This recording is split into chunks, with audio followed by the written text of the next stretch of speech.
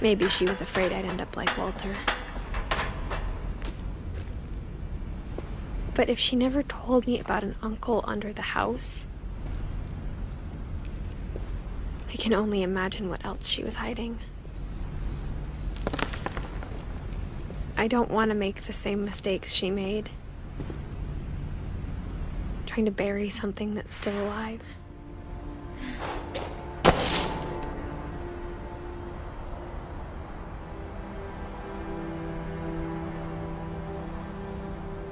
Now that there's only one of us left, or maybe two,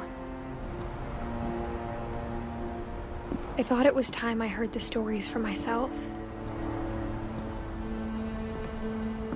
and found out what happened to everyone else. But now I'm worried the stories themselves might be the problem. Maybe we believed so much in a family curse, we made it real.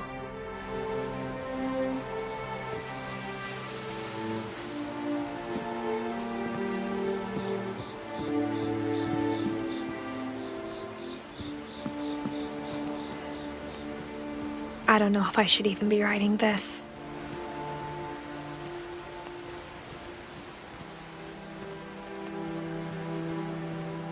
Maybe it'd be better if all this just died with me.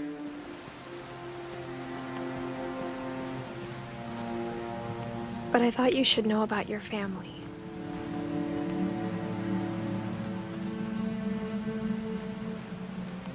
And the history you're a part of. Though to be honest, I feel as lost as you probably do right now.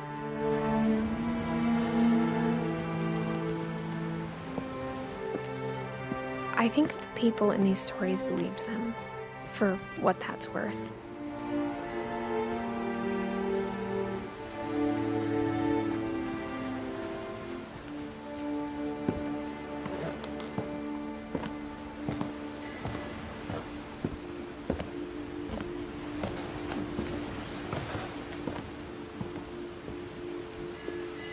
And when you look at the house, that history of imagination and stubbornness and madness, any of it seems possible.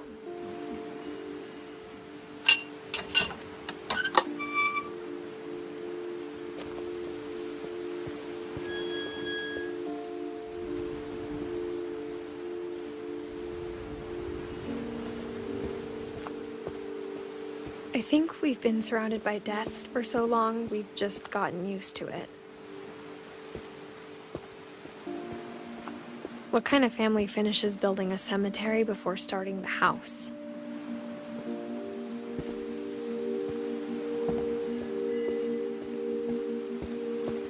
It's embarrassing for me to admit this, but the pet cemetery made me more uncomfortable than the human one. 3 of the gerbils were mine, and 2 had been my fault.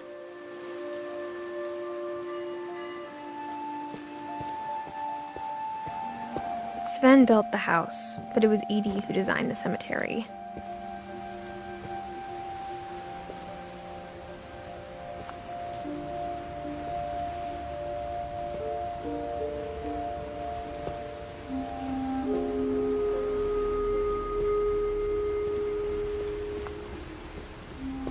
I'm sure Odin's monument had been Edie's idea. My mom was always trying to move on, but for Edie, the past never went away.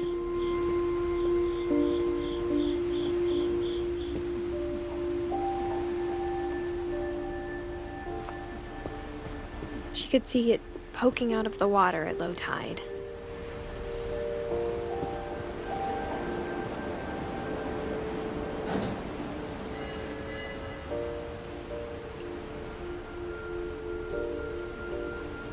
Edie said she dreamed about the old house every night.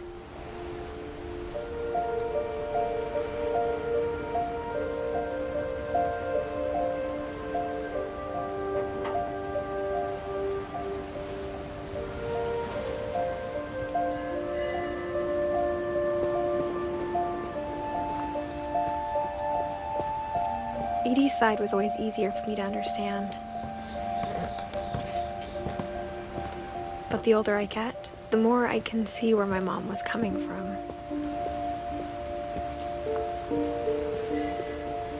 Her dad had been pretty strict, but it wasn't enough to save her brothers. She was just trying to do better.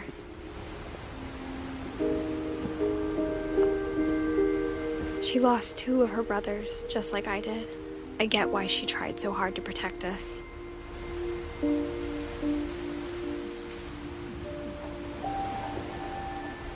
We never found Milton's body, so my mom insisted we were putting up a monument, not a tombstone.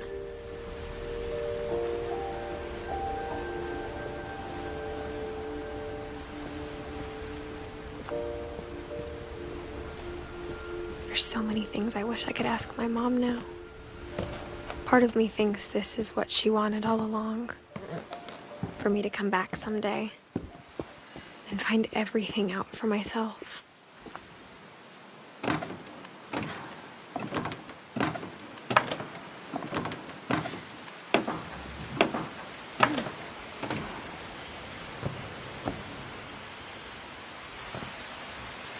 But looking back on it now, if she told me there was going to be so much climbing, I never would have come when I was 22 weeks pregnant.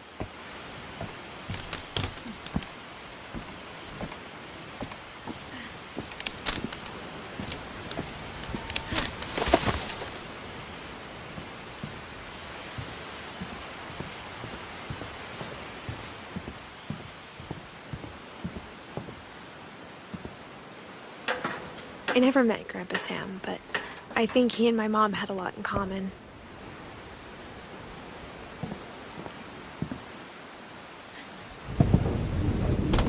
They were both pretty intense.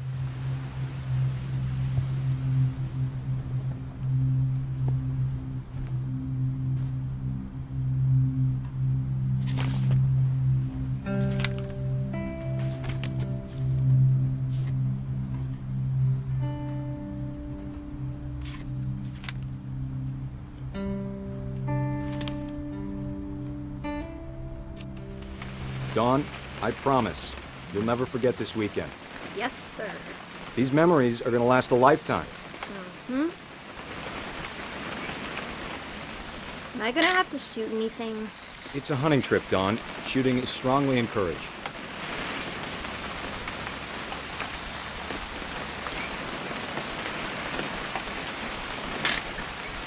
Shouldn't we be leaving? Just want to get a shot of you, Dawn, then we can take off.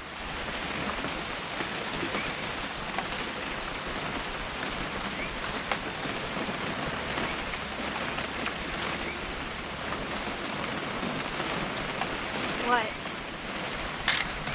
Perfect.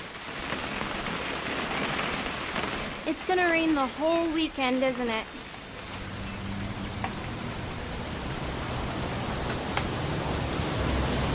I will never forget this weekend, Dad. That's the spirit. Okay, got it. I'm gonna take some pictures, okay? Just be careful. The camera's older than you are.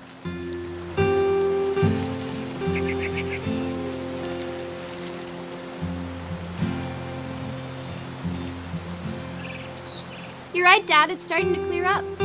Still freezing, though. Definitely should not have drunk all that coffee.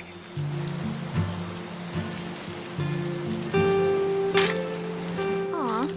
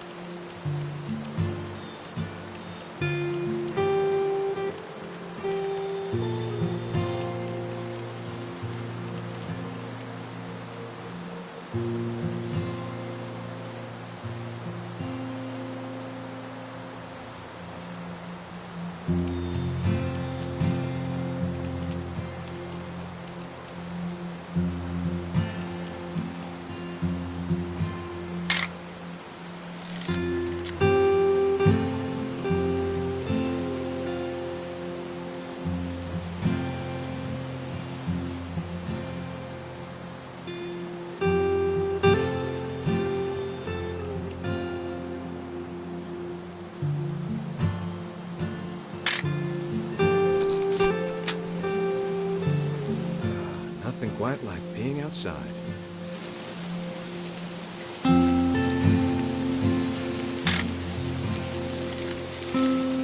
Oop, a little more gas in the tank, I guess. Hey!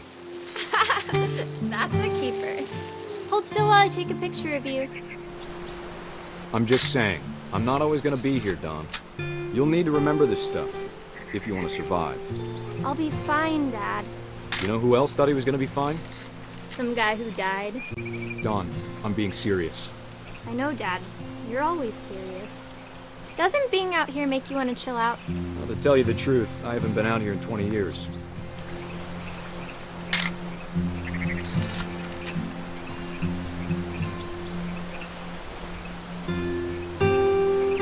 Last time I was with my brother Calvin. Man, that was a great trip.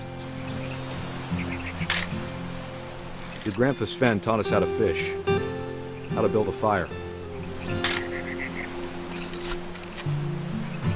We found an old logging trail. There were deer everywhere.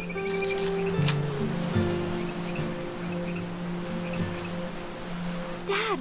Good eyes, Don.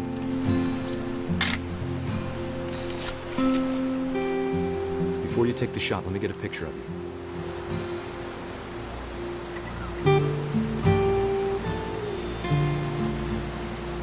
Dad, I... Just breathe. Let me get behind you. Do I have to do this? Don, you don't have to do anything. But if you want to survive, you'll need to be strong. Great shot, Don!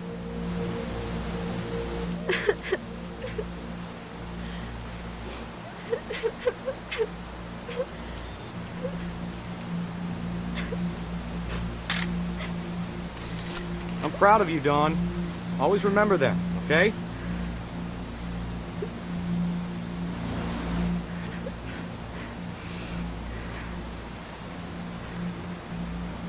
Sorry, Don. Just gotta reset the timer.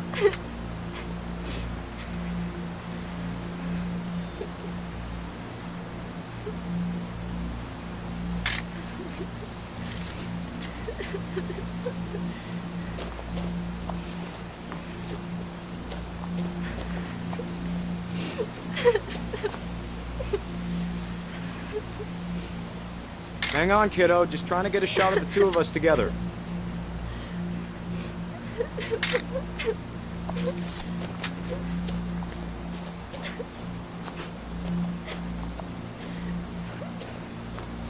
Dad, it's twitching. I think That's it's totally so... normal, Don. Just focus on the camera. Try not to think about... Dad!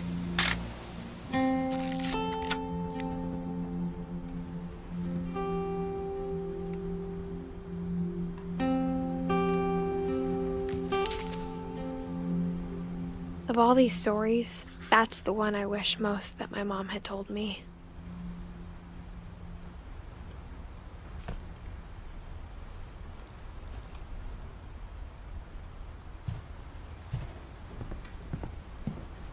Instead of hiding from death, Sam seemed to go out of his way to meet it.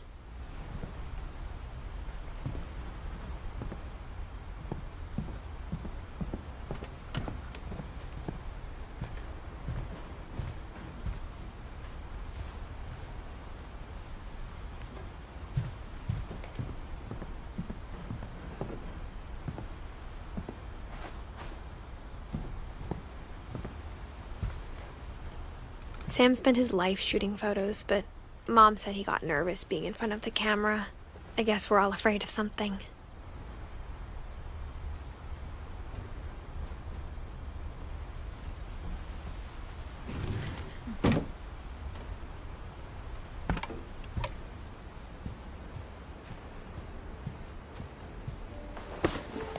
After Sam died, my mom and Edie got really close.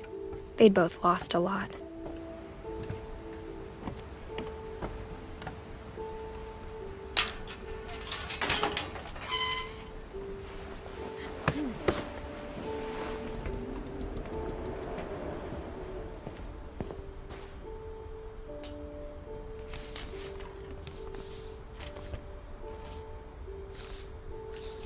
Dear Kay, do you remember the way Gregory used to laugh when he thought he was alone? Like something funny was happening, but only he could see it. I think he saw things the rest of us don't.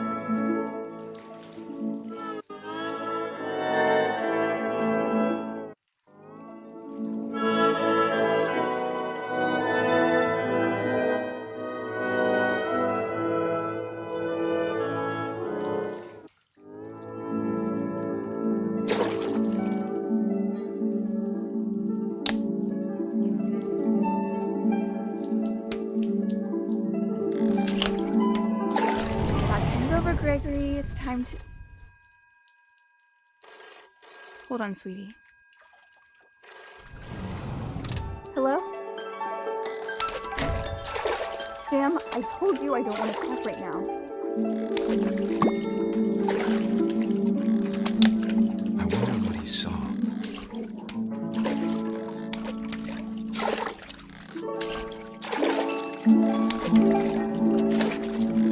What his world was like.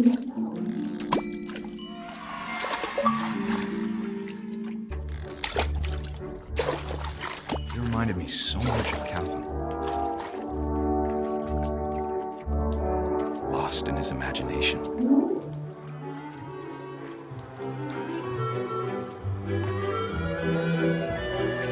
Whatever it was he saw.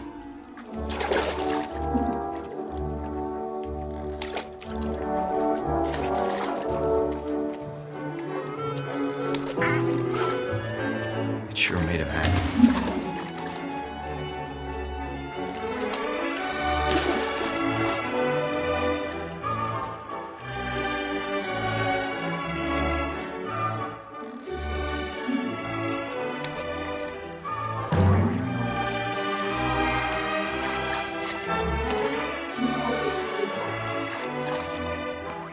I know how silly it sounds.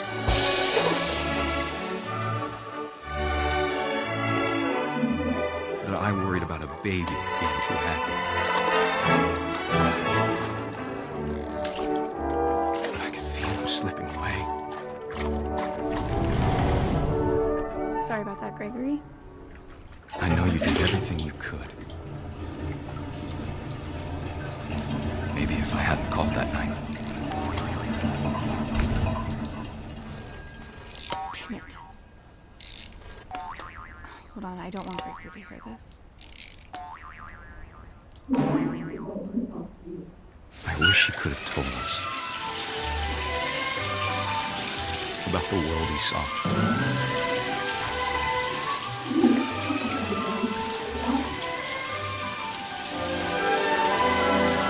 There's so much I don't understand about Gregory, about everything.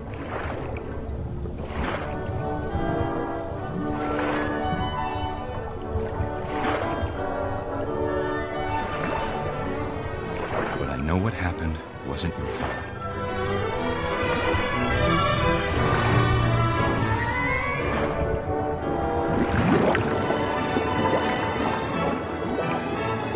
I'm sure he's happy. And he'd want you to be happy too. Good luck, Kay. Love, Sam.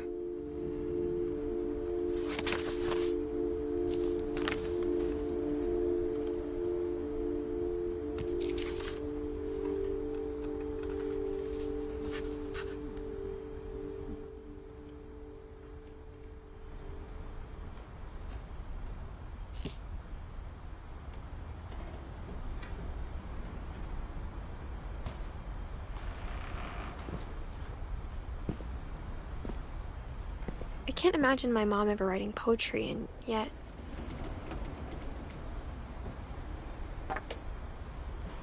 A poem for Gus, who always said the wedding was a bad idea. Our father never hit us kids, at least not very hard, before the day my brother said with teenage disregard that he'd be dead before he'd see a wedding in our yard.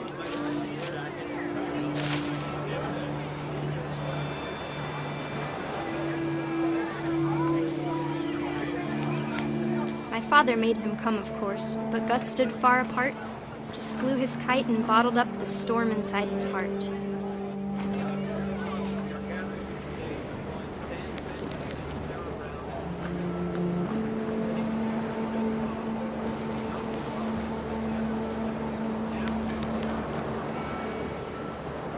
I tried to talk him out of it, but though he'd never met her, we don't need a stepmom, were the words that I now remember. pronounce you husband and wife. Make this thrive.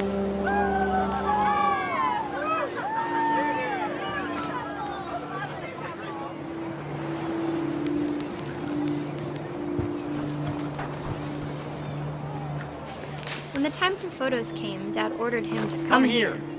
But Gus declined and as a sign held up his middle finger.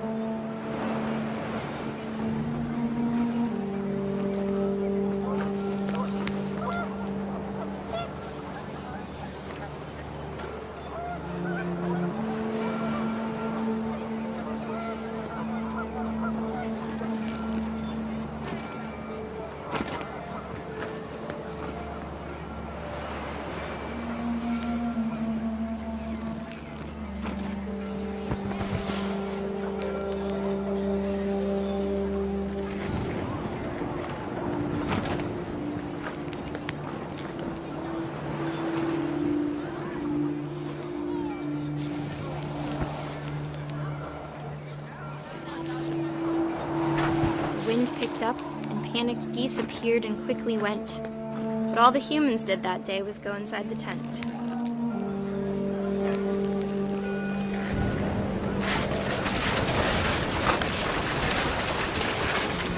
The rain came down in buckets then, but no one seemed afraid that nature might destroy the tent our dad had crudely made.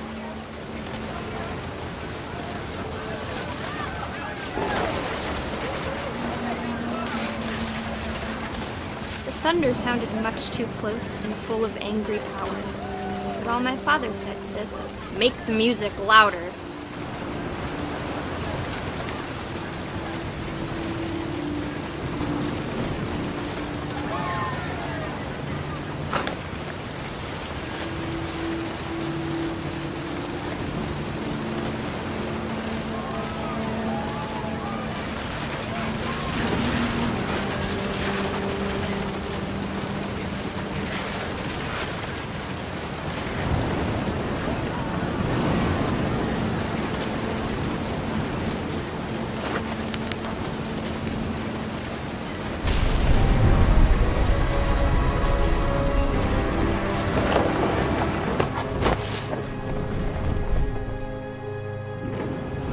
I wish that I could truly say I thought about you on that day. Out there on the beach alone, just you, the wind, the sea, and foam. But I didn't, until we found you.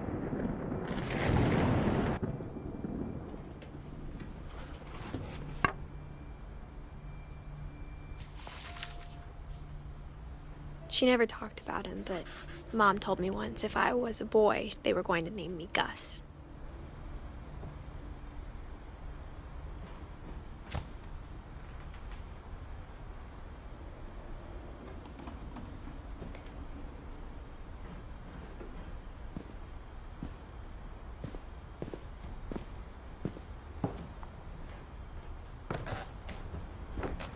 My mom moved up to the loft after her brothers died.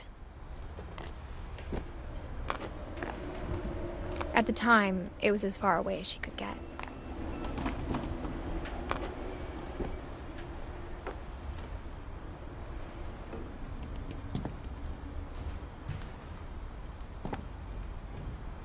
My mom moved to India a week after graduation and got a job teaching English.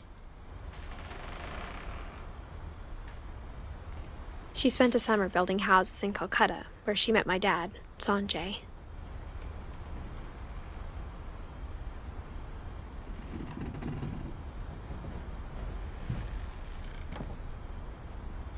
Religion was another thing my mom never talked about, but I think it helped her a lot after her dad died.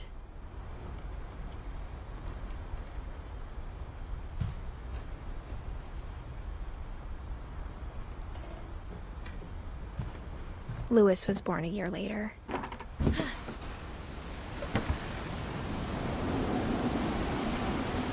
When my dad died, I don't think Mom knew where else to go. I'm sure Edie was happy to have her back.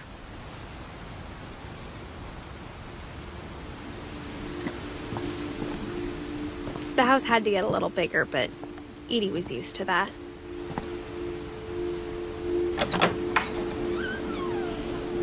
And for a while, things were good. Almost normal.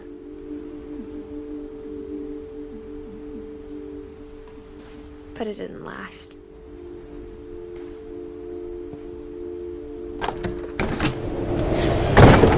The beginning of the end was Milton's 10th birthday, when Edie gave him a castle.